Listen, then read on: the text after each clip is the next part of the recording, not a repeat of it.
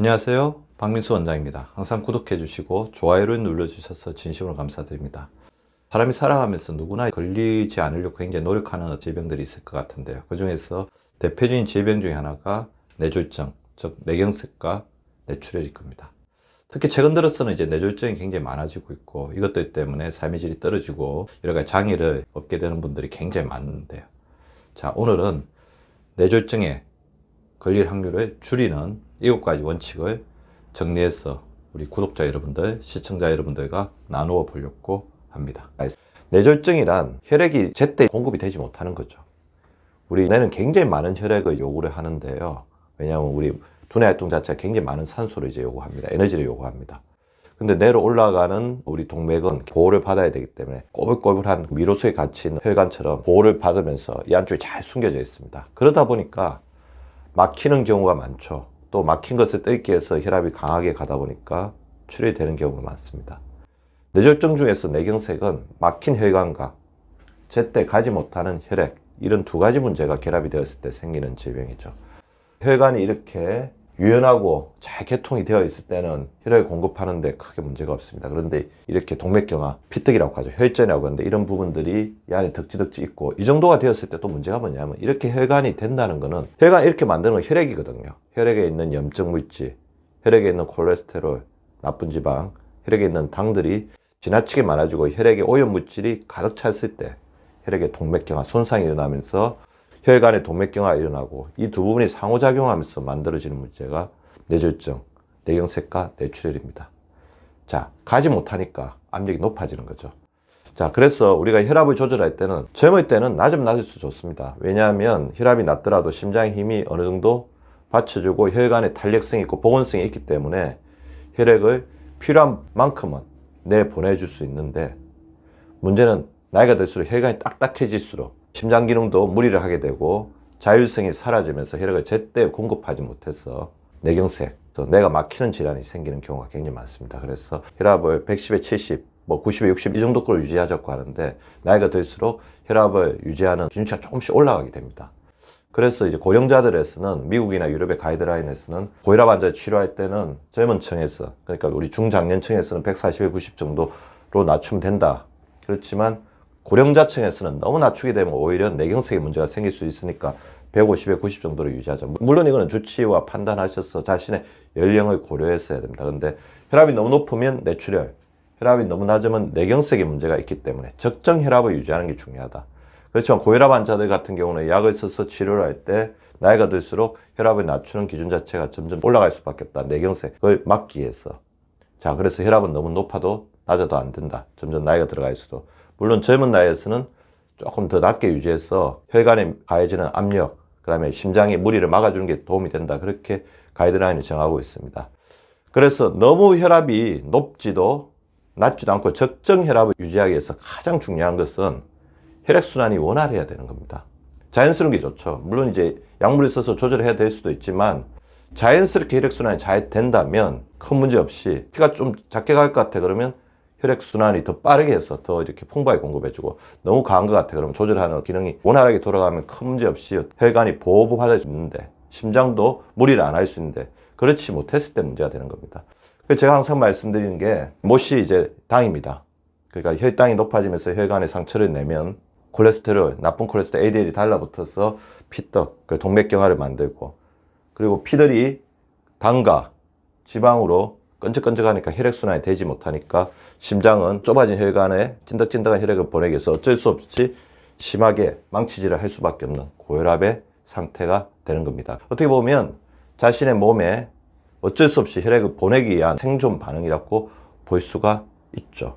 그래서 혈액 속에 있는 당, 콜레스테롤, 그 나쁜 독소들을 잘 제거해서 혈액의 흐름이 원활하게 될 수 있도록 혈액을 투명하고 맑게 유지하면 고혈압의 경향성 역시 낮아진다는 것이죠. 그래서 혈액이 통하는 혈관이 탄력 있고 뚫려 있어야 됩니다. 혈관도 파동이 있어요. 딱딱한 혈관은 혈액순환을 잘 못 시켰죠.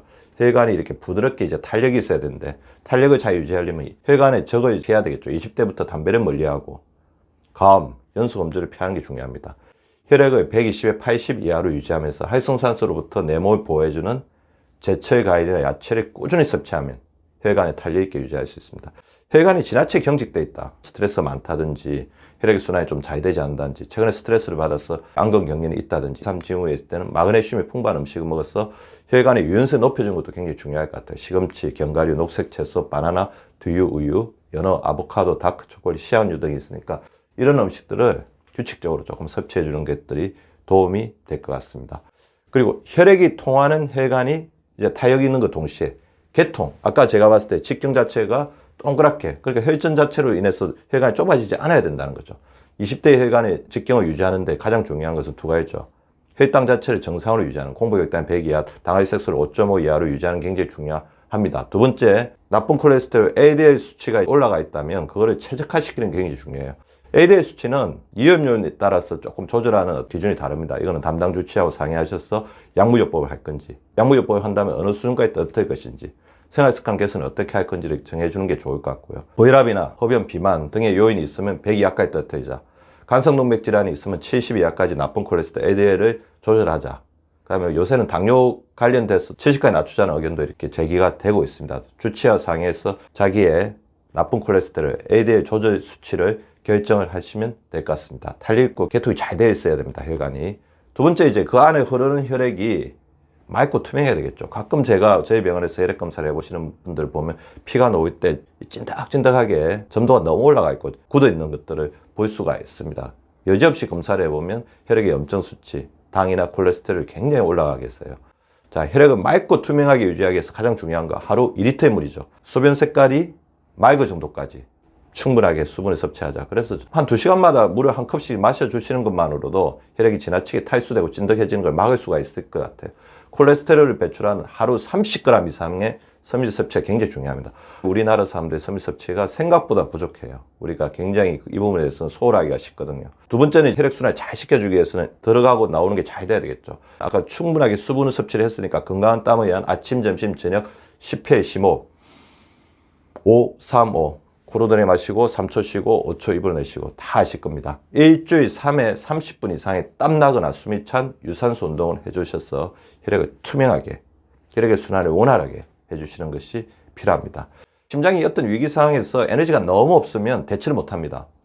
머리 쪽에 피가 안 가고 있는데 보내야 되는데 심장이 이미 다 떨어져 버리면 보내지를 못한다는 거죠.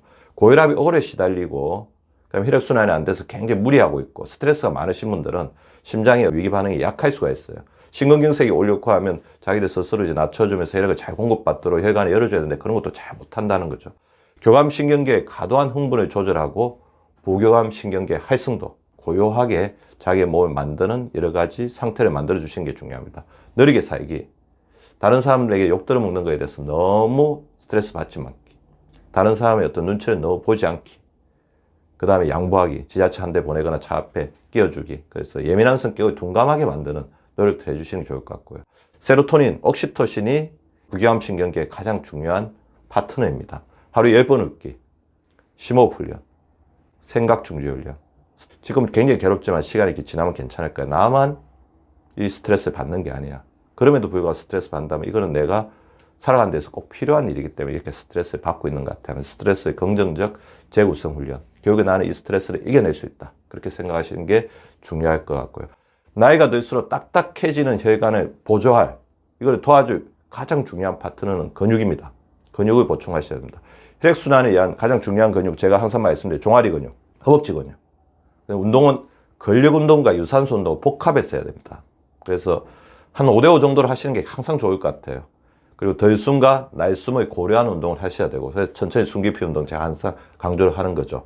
그렇지만 운동의 원칙이 있습니다. 혈관을 단련시키는 운동에서 가장 중요한 것은 부상을 피하셔야 됩니다.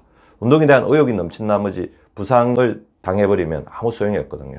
피곤하거나 몸의 컨디션이 좋지 않으면 무리하게 운동하지 말고 휴식하고, 휴식이 필요한 상태에서 대려 무리한 운동을 활성산소 유발하는 독이 될 수 있습니다. 운동의 강도를 자신 낼 수 있는 최대 능력의 50에서 60%, 그러니까 약간 숨이 차거나 땀이 난 정도로 지속적으로 해주시면 좋다는 거죠. 제가 알려드리는 허벅지 운동 아시죠? 자, 무릎을 모아서 배 쪽으로 천천히 당깁니다. 올릴 때 숨을 내쉽니다. 제대로 올라간 상태에서 잠시 멈췄다가 다시 숨을 들이마시면서 내립니다. 바닥에 닿지 않으면 좋겠죠. 제가 여러 번 설명드렸으니까 잘 아실 거라고 생각이 됩니다. 그리고 뭐니 해도 가장 중요한 혈관의 가장 중요한 3대 목표, 고혈압, 당뇨, 고지혈증 3대 수치를 잘 조절하는 게 중요합니다. 주치와 상의해서 조절하셔야 됩니다. 무조건 자가 판단하지 말고 주치와 상의하시고 자신의 정보를 잘 기록해서 주치에게 다가가서 잘 전달해 주시기 바랍니다. 뇌졸중을 예방하는 오늘 7가지 원칙에 대해서 말씀을 드렸는데 우리 구독자분들, 시청자분들은 잘 실천하고 계실 거라고 생각하고요. 발생할 수 있는 우리 혈관 질환의 위험성들은 미리 예방을 해주면 훨씬 건강하고 행복한 삶을 사실 수가 있다는 것을 명심하시기 바랍니다. 구독과 좋아요는 박미수 박사 TV를 지속시키는 생명력입니다. 많이 구독해 주시고 좋아요를 눌러 주시기 바랍니다. 항상 감사드립니다.